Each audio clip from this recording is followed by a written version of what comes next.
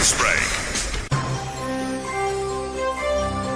Ito ang DYHP 612 sa Cebu, numero 1. Tatak RMN. RMN Drama presents Kini ang akong suliran. Sa bugtong tuyo nga kami makaalagad kaninyo, among gituyo pagmugna kining maong tulumanon nga pagatambagan nila ni Dr. ni Elaine Bathan nga mutabang sa pag-iway sa mga gumunhap ug kalibo nga inyong gihambin ilabi na sa punto legal. Kinisab si Dr. Rene Obra ang kaabag sa inyong suliran. Kini ang akong suliran. Kini ang akong suliran.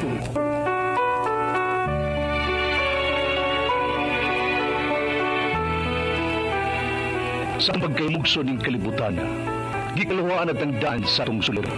Ang suliran mo'y kabahin sa itong inadlang panginabuhian.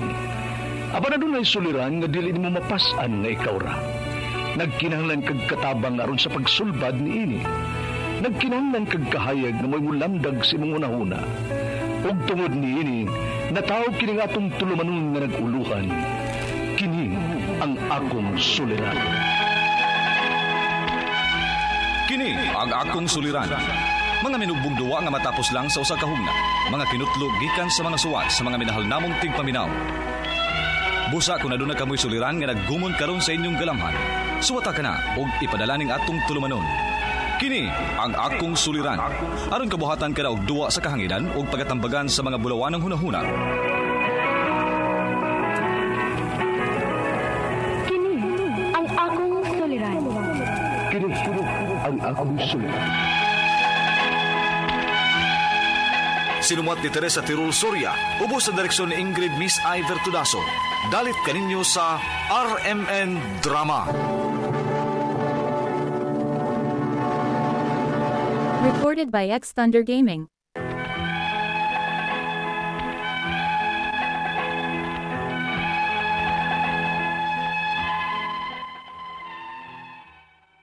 Maayong adlaw kanyang tanan nga nagpaminaw karon ning tulumanon, kini ang akong suliran. Ilabi na kaninyo Dr. Rene Obra ug Attorney Elaine Bathan. Ingon man sa mga artista nga maghatag og kinabuhi ning akong suwat suliran. Ako si Trixie, 17 anyos, usa ka estudyante sa senior high, taga Bohol.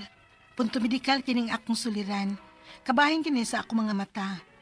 Matawag manggod ko og libat, og naanad naman unta ko ani. Pero karon nga nidako nako, nakasugat nako og problema sa akong pag-eskwela. Aron ni sabtan, sugdon ko sa bata pa ko. Ingon ini ang mga panghitabo.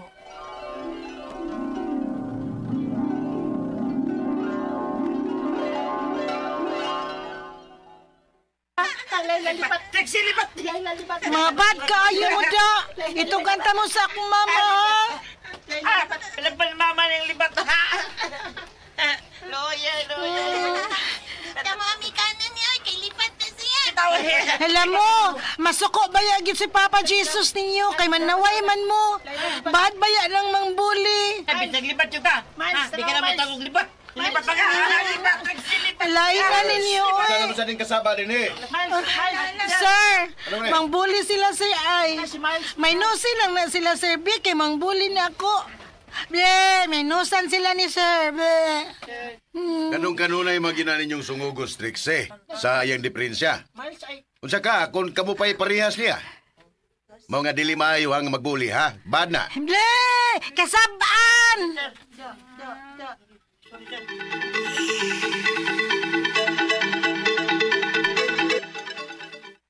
Unsa? Gisungog na po kasi mo mga classmates. Oh, ma, libat ko no ko. Yan, sa may sulti ni mo. Unsa akong giingon ni mo? Nga dili ko mo hilak. Ang tibi-tibi man ka?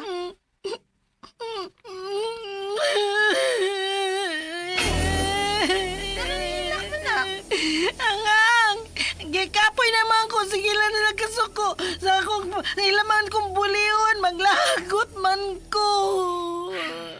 Manggang gwapa ba sila? Mas gwapa pa ko. Una, araman di ay na. Dili sila sama ni mo kahimtang. Aba, dili sila gwapa.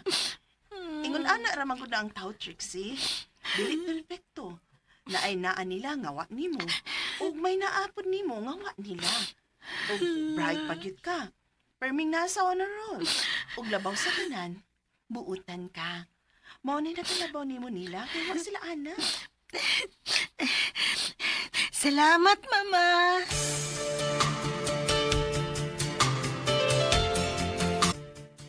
Naghila ka masab kuno ka. Pero wa man kumuhilak at tubangan sa mga nang bully nako, Papa. Ni Mama ramang kunihilak. Very good. Kaya ang mohilak? Pildi. Kana. Papa, ngano parehas di ay kunin niyo ni Mama og ni Lula? Maayo pa ka ning atong mga mata? Recorded by X Thunder Gaming.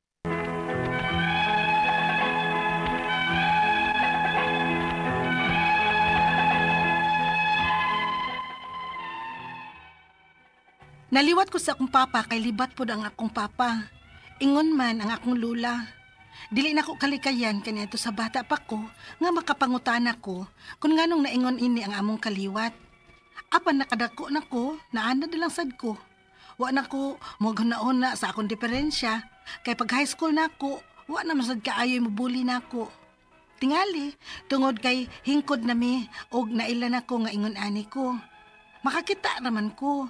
Makagamit kog cellphone, apan dili dugay kay magsakit man ang akong mata.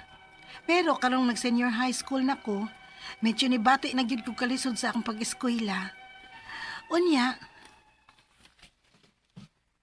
Ha? Laptop? O ma, kay dili man pareha sa high school nga mag-print lang ang among mga teachers ug among mga tun-anan ba. Pero karon ma, mogamit na lang gyud ko og laptop. Oh, sige. Maningkamot ming papa nimo nga mo palit og laptop nimo. Bisan second hand. Yay! Salamat, ma!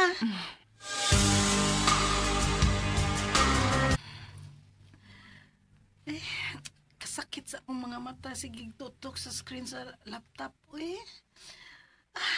Di man ko makaagwanta. Ma! Ano naman, Trixie? Ma, paliw ko ubasa anang akong tunanan nga naa sa laptop, mabi. Please, maminaw lang ko nimo kay sakit ka akong mata. Unsa? Di ba pwede nga operahan ang imo mga mata, Trixie? Ha? Operahan? O, lagi. Namagod siguro'y operasyon para ana. Kisayang kayo ka. Gwapa o bright. Unya, ang mga mata ragi imong diferensya. Dili na tingali na mahimo, oy, Bea. Kay inborn magkunin ako. Pwede lagi na. Wa man ko imposible. High-tech na baya ron. Kung naaman, mahala ka, anak sa. Na may mga organization nga mutabang anang may mga disabilities. Sama nimo. Pag-research ra good. Pero, mada pa ba guding operahan ang akong mata?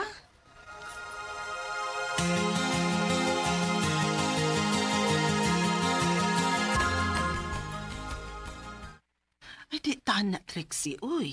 Kay gawas nga watay kwarta, day. Delikado kay na kung mabuta na hinuon ka. Ha?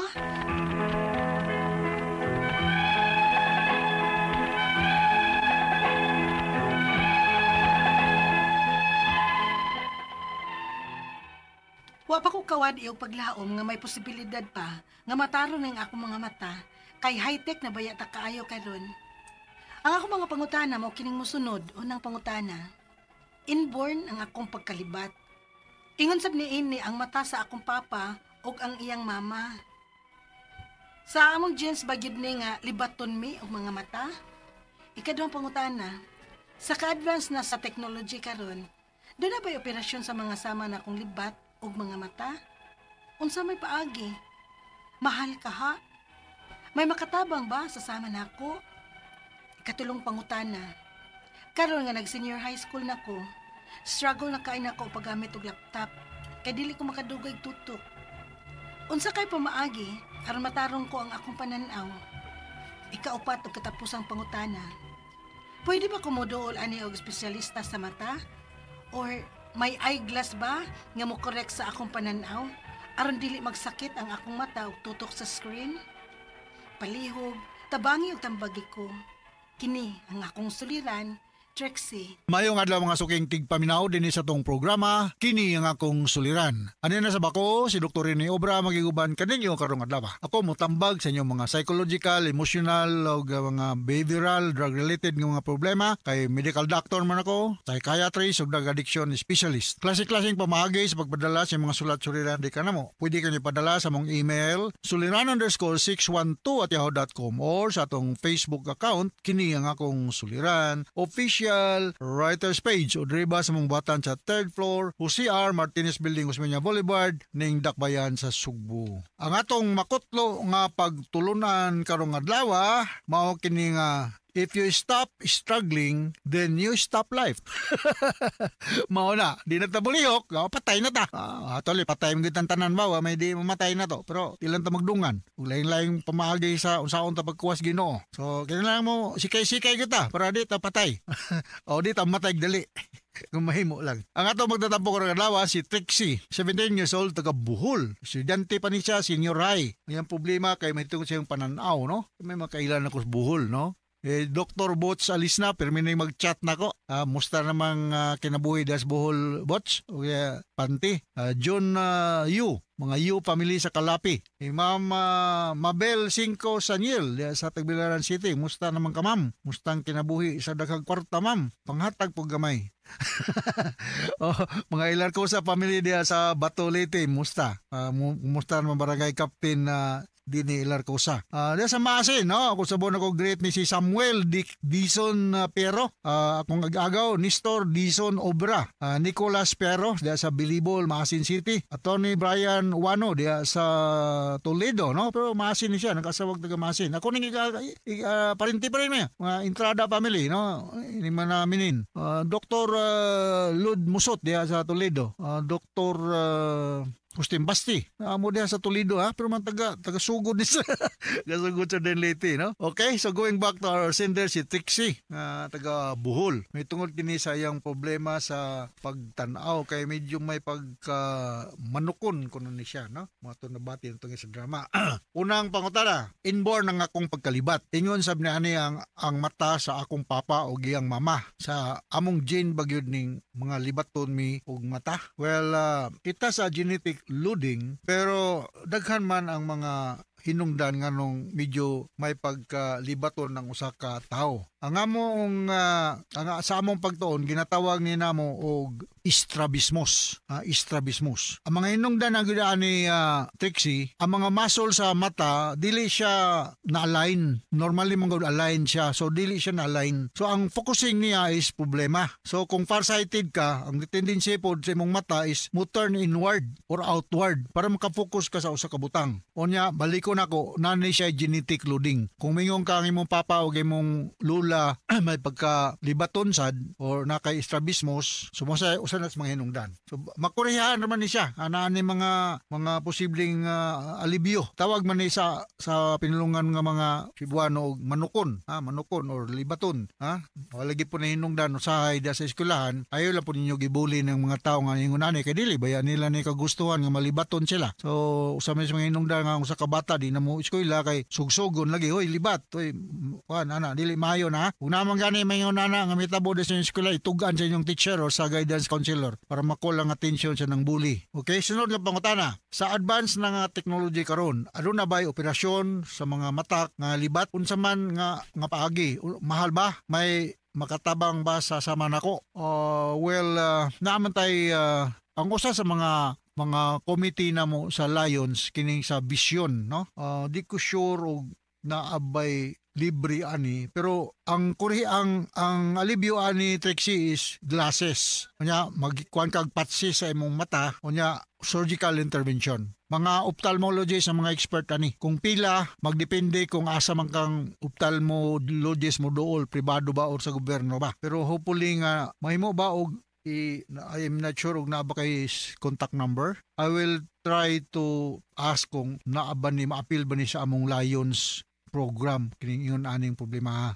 Kay kasagaran manghatag mo mga reading glasses pero mga simple ra man kay na, no? Kung naa man kani operahon, major surgery ni siya sa mata, no? Kay ma-align ang mga muscle nga nag-direct or nag-control sa movement sa mata. Okay? Lahi ni siya sa kining strabismus, lahi ni siya sa amblyopia, ha? Kaning kita untog lazy eyes. Dili ni siya pariha. So, kinahanglan ni siya nga madali pagtagad kay makakos ni siya severe nga problema sa pagtanaw. Siyempre, apektado ang imong quality of life. Kaya mo lagi na, ibuli lagi.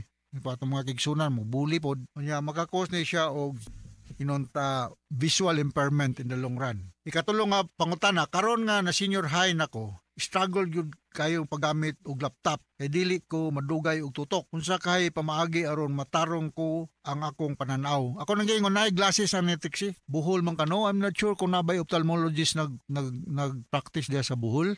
Pangutana. Pero dahil sa Cebu, na ako dagay ka comment katong nag-opera sa akong mata sa katarak, Dr. Jojo Aquino, nga naayang buhatan diya sa iyang clinic diya sa Perpetual Socor ug sa Vélez Hospital, inalang gi-refer ka nako.